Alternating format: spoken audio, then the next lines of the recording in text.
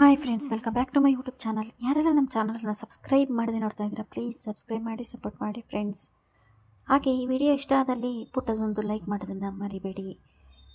ನಾನಿನ್ನ ಬಿಡಲಾರೆ, ನಾಳೆಯ ಸಂಚಿಕೆಯಲ್ಲಿ ಏನಾಗುತ್ತೆ ಅಂತ ನೋಡೋಣ ಬನ್ನಿ. ಶುರುವಿನಲ್ಲಿ ಮಾಯಾ ದುರ್ಗಂಗೆ ಶೂಟ್ ಮಾಡೋದಕ್ಕೆ ಅಂತ ಹೋಗಿದ್ದಕ್ಕೆ ಶರತ್ ಕೋಪ ಮಾಡ್ಕೊಂಡು ಮಾಯಾಗೆ ಚೆನ್ನಾಗಿ ಬೈತಿರ್ತಾನೆ.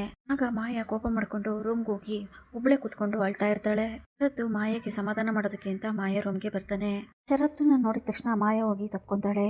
ಶರತ್ ಇದೆಲ್ಲ ಏನಾಗೋಯ್ತು ಅಂತ ಮಾಯಾ ತುಂಬಾನೇ ಅಳ್ತಾ ಇರ್ತಾಳೆ. ಎಲ್ಲ ಆಗಿದ್ದು ದುರ್ಗದಿಂದಾನೆ. ನಿಮ್ ಜೊತೆ ನನ್ ಮದ್ವೆ ಆಗ್ಬೇಕಿತ್ತು, ಅವಳ ಕೊರಳಿಗೆ ಅವಳೇ ತಾಳಿ ಕಟ್ಟಿಸ್ಕೊಂಡ್ಬಿಟ್ಲು. ಆದ್ರೆ ನಾನು ಇದನ್ನೆಲ್ಲ ಹೇಗ್ ಸಹಿಸ್ಕೊಳ್ಳಿ ಅಂತ ಮಾಯಾ ಆಳ್ತಾ ಇರ್ತಾಳೆ. ಆಗ ಶರತ್ ಸಮಾಧಾನ ಮಾಡ್ಕೊ ಮಾಯಾ, ಅಳೋದ್ರಿಂದ ಏನು ಪ್ರಯೋಜನ ಇಲ್ಲ, ಸಮಾಧಾನ ಮಾಡ್ಕೊ ಅಂತ ಹೇಳ್ತಾ ಇರ್ತಾನೆ. ಶರತ್ ಆ ದುರ್ಗ ಇದನ್ನೆಲ್ಲ ಬೇಕು ಅಂತಾನೆ ಮಾಡಿದಾಳೆ. ಇನ್ನ ಮದ್ವೆ ಮಾಡ್ಕೊಂಡ್ರೆ ಈ ದೊಡ್ಡ ಮನೆತನದ ಸೊಸೆ ಆಗ್ಬೋದು, ಆಗಿ ಈ ಮನೇಲೆ ಉಳ್ಕೋಬಹುದು ಅಂತ ಈ ರೀತಿ ಮಾಡಿದಾಳೆ. ದುರ್ಗ ನನ್ ಜೀವನದ ಜೊತೆ ಆಟ ಆಡ್ಬಿಟ್ಲು. ನಿಮ್ ಜೊತೆ ಮದ್ವೆ ಮಾಡ್ಕೋಬೇಕು ಅಂತ ಎಷ್ಟೆಲ್ಲ ಕನ್ಸು ಆಸೆಗಳನ್ನ ಕಟ್ಕೊಂಡಿದ್ದೆ.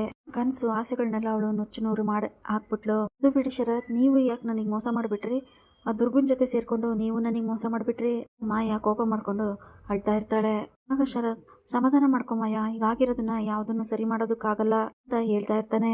ಎಲ್ಲ ಕಾರಣ ದುರ್ಗಾನೇ, ಮಾತ್ರ ನಾನು ಸುಮ್ನೆ ಬಿಡೋದಿಲ್ಲ ಅಂತ ಮಾಯಾ ಹೇಳ್ತಾ ಇರ್ತಾಳೆ. ಮಾಯಾ ಸಮಾಧಾನ ಮಾಡ್ಕೊ, ನಾನು ಹೇಳ್ತಾ ಇದ್ದೀನಿ ತಾನೆ, ಆ ದುರ್ಗ ನಮ್ಮಿಬ್ರು ಮಧ್ಯೆ ಬರ್ದೇ ಇದ್ರು ಕೂಡ ನಾವು ಮದ್ವೆನೇ ಆಗ್ತಾ ಇರ್ಲಿಲ್ಲ ಅಂತ ಶರತ್ ಹೇಳ್ತಾನೆ. ಮಾಯಂಗೆ ಶಾಕ್ ಆಗುತ್ತೆ. ಶರತ್, ನೀವೇನ್ ಹೇಳ್ತಾ ಇದ್ದೀರಾ? ದುರ್ಗ ಬಂದಿದ್ಕೆ ತಾನೇ ನಮ್ಮ ಮದ್ವೆ ನಿಂತಿದ್ದು, ಇಲ್ಲ ಅಂದಿದ್ರೆ ಮದ್ವೆ ಹೇಗ್ ನಿಲ್ತಿತ್ತು? ನನ್ ಕೊರಳಿಗೆ ತಾಳಿ ಕಟ್ತಾ ಇದ್ರಿ, ನಾನು ನಿಮ್ಮ ಹೆಂಡತಿ ಆಗ್ತಾ ಇದ್ದೆ. ಇದಕ್ಕೆಲ್ಲ ದುರ್ಗ ಕಾರಣ. ಅವಳೆ ತಾನೇ ಹಸೆಮಣೆ ಮೇಲೆ ಬಂದು ಕೂತ್ಕೊಂಡು ಕೈಲಿ ತಾಳಿ ಕಟ್ಟಿಸ್ಕೊಂಡಿದ್ದು ಅಂತ ಹೇಳ್ತಾ ಇರ್ತಾಳೆ. ಮಾಯಾ, ದುರ್ಗ ಬರ್ದೇ ಇದ್ರು ಈ ಮದ್ವೆ ಆಗ್ತಾ ಇರ್ಲಿಲ್ಲ, ಅಂದ್ರೆ ದುರ್ಗ ಬರ್ದೇ ಇದ್ರು ಕೂಡ ನಿನ್ನ ಮದ್ವೆ ಆಗ್ತಾ ಇರ್ಲಿಲ್ಲ. ಶರತ್ ಹೇಳ್ತಾ ಇರ್ತಾನೆ. ಹೇಳ್ತಾ ಇದೀಯ ಶರತ್ ನೀನು ಅಂತ ಮಾಯಾ ಕೇಳ್ತಾಳೆ. ನಿನ್ನ ಮದ್ವೆ ಮಾಡ್ಕೊಳ್ಳೋದು ಈತಾಗೂ ಇಷ್ಟ ಇರ್ಲಿಲ್ಲ, ಈತಾಗೋಸ್ಕರ ಅಂತ ತಾನೇ ನಿನ್ ಜೊತೆ ಮದ್ವೆ ಮಾಡ್ಕೊಂತ ಇದ್ದೆ.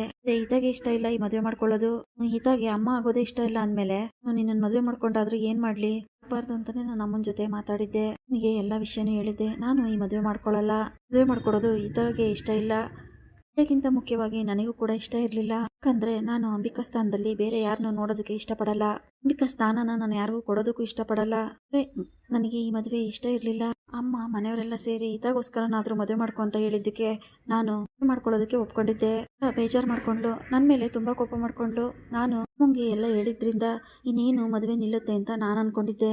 ನನಗೆ ಗೊತ್ತಾಗದೆ ನಾನು ಮಂಟಪಕ್ಕೆ ಹೋದೆ. ಹೇಗಾಯ್ತು ಮುಂದೇನಾಯ್ತು ಅಂತ ಒಂದು ಗೊತ್ತಾಗ್ಲಿಲ್ಲ ಅಂತ ಶರತ್ ಹೇಳ್ತಾರೆ. ಆಗ ಮಾಯಾ, ಶರತ್ ಈ ರೀತಿ ಎಲ್ಲ ನೀನ್ ಮಾತಾಡ್ಬೇಡ, ಹೇಗಾದ್ರೂ ಮಾಡಿ ದುರ್ಗನ್ನ ಈ ಮನೆಯಿಂದ ಯಾಕೋ ಇದೆಲ್ಲ ಒಂದ್ ಕೆಟ್ಟ ಕನ್ಸು ಅಂತ ಮರ್ತು ಬಿಡು ಶರತ್. ಮಾಯಾ ಹೇಳ್ತಾ ಇರ್ತಾಳೆ. ಮಾಯಾ, ಈತಗೆ ಇಷ್ಟ ಇಲ್ದೇ ಇರೋ ಕೆಲಸನ ನಾನು ಯಾವತ್ತೂ ಮಾಡೋದಿಲ್ಲ.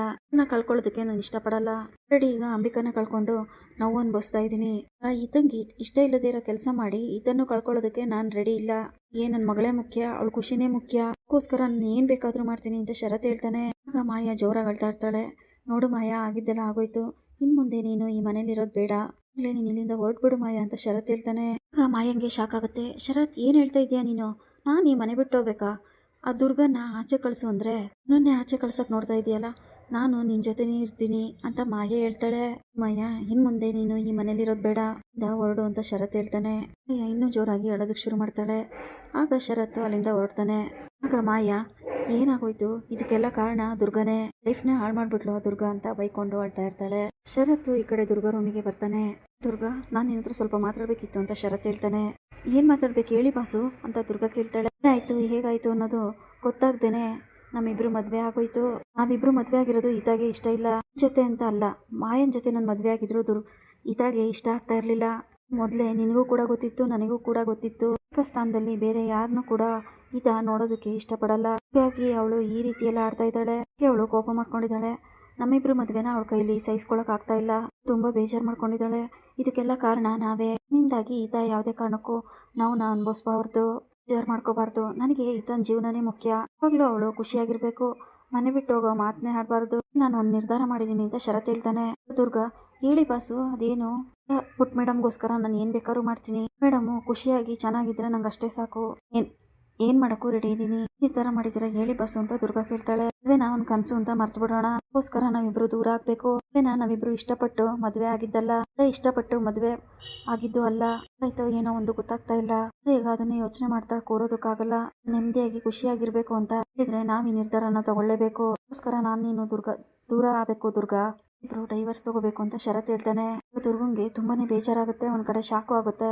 ದುರ್ಗಾ ಯಾಕೆ ಸುಮ್ಮನೆ ನಿಂತ್ಕೊಂಡ್ಬಿಟ್ಟೆ, ಹೇಳ್ತಾ ಇರೋದೇ ಸರಿ ತಾನೆ ಶರತ್ ಕೇಳ್ತಾ ಇರ್ತಾನೆ. ದುರ್ಗಾಗೆ ಏನ್ ಹೇಳ್ಬೇಕು ಅಂತ ಗೊತ್ತಾಗದೆ ಹಾಗೆ ನಿಂತಿರ್ತಾಳೆ. ಈಗ ಆಲ್ರೆಡಿ ಈತಾಗೂ ಮಾತು ಕೊಟ್ಟಿರ್ತಾಳೆ ದುರ್ಗಾ, ತಿಂಗಳಾದ್ಮೇಲೆ ಮನೆ ಬಿಟ್ಟು ಹೋಗ್ತೀನಿ ಅಂತ. ಶರತ್ ಹೇಳ್ತಾ ಇರೋದ್ ನೋಡಿ ದುರ್ಗಂಗೆ ಯಾವುದೇ ಆತಂಕ ಆಗೋದಿಲ್ಲ. ದುರ್ಗಾ ಹೇಳ್ತಾಳೆ, ಸರಿ ಬಾಸು ಆಯ್ತು, ನಾವು ಈತ ಪುಟ್ಟಂಗೋಸ್ಕರ ದೂರ ಇರೋದೇ ಒಳ್ಳೇದು. ದೂರ ಆದ್ರೆ ಅವಳು ಖುಷಿಯಾಗಿರ್ತಾಳೆ ಅಂತ ಹೇಳಿದ್ರೆ ಹೇಗನ್ಸುತ್ತೋ ಹಾಗೆ ಮಾಡಿ, ನನಗೆ ಅದಕ್ಕೆ ಒಪ್ಪಿಗೆ ಇದೆ ಅಂತ ದುರ್ಗಾ ಕೂಡ ಹೇಳ್ತಾಳೆ. ಕಡೆ ಪ್ರಾಣಿ ಮತ್ತೆ ತರುಣ್ ಇಬ್ರು ದಮಯಂತಿಗೆ ಬೈತಾ ಇರ್ತಾರೆ. ಇದಮ್ಮ ಈಗ ಮಾಡ್ದೆ ನೀನು, ನಿನ್ ಸ್ವಲ್ಪನೂ ಬುದ್ಧಿ ಇಲ್ವಾ, ಯಾಕೆ ಇಷ್ಟ ಆಟ ಆಡ್ತಾ ಇದೀಯಾ, ಇವನ್ ಮೇಲೆ ಇಷ್ಟೆಲ್ಲ ರೇಗಾಡಿ ನೀನ್ ಬೈಸ್ಕೊಳ್ಳೋದು ಬೇಕಿತ್ತಾ, ಸುಮ್ನೆ ಇರೋದಕ್ಕಾಗದೇ ಇಲ್ವಾ, ನೀನ್ ಯಾಕೆ ಇಷ್ಟೆಲ್ಲ ಮಾತಾಡ್ದೆ, ದುರ್ಗುನ್ ಯಾಕೆ ಮನೆಯಿಂದ ಆಚೆ ಕಳ್ಸೋದಕ್ಕೆ ನೋಡ್ದೆ, ಅಡಿ ತಪ್ಪಲ್ವಾ, ಯಾಕೆ ದಮ್ಮು ನೀನ್ ಈ ರೀತಿ ಎಲ್ಲ ಮಾಡ್ತೀಯಾ ಅಂತೇಳಿ ಪ್ರಾಣಿ ಹೇಳ್ತಾ ಇರ್ತಾನೆ.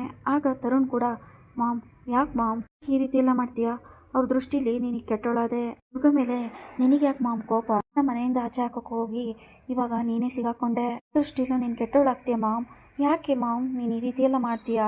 ತರುಣ್ ಕೂಡ ಹೇಳ್ತಾ ಇರ್ತಾನೆ, ದಮಯಂತಿ ಆ ದುರ್ಗನ್ ಮೇಲೆ ನನಗೆ ತುಂಬಾನೇ ಕೋಪ ಇದೆ, ಇನ್ನೇ ಮಾಯ ಮೇಲೆ ಕೂಡ ತುಂಬಾನೇ ಕೋಪ ಇದೆ, ಎದುರುಗಡೆ ನಾನು ಇಷ್ಟೆಲ್ಲ ಮಾಡ್ಲೇಬೇಕಾಗಿತ್ತು, ಏನಾದ್ರೂ ಮಾಡಿ ಆ ದುರ್ಗನ್ನ ಮನೆಯಿಂದ ಆಚೆ ಹಾಕ್ಲೇಬೇಕಿತ್ತು, ಆದ್ರೆ ಅಷ್ಟರಲ್ಲಿ ಅಣ್ಣ ಬಂದು ತಡ್ದ ಅಂತ ದಮಯಂತಿ ಹೇಳ್ತಾ ಇರ್ತಾಳೆ.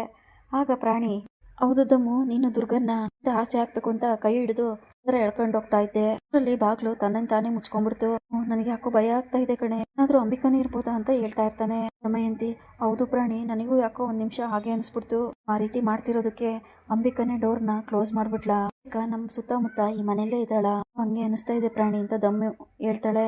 ತರುಣ್, ಮಾಮ್ ಆ ರೀತಿ ಏನಿಲ್ಲ, ನೀವು ಸುಮ್ನೆ ಯೋಚನೆ ಮಾಡಬೇಡಿ, ನೀವು ಸುಮ್ನೆ ಇರಿ ಅಂತ ತರುಣ್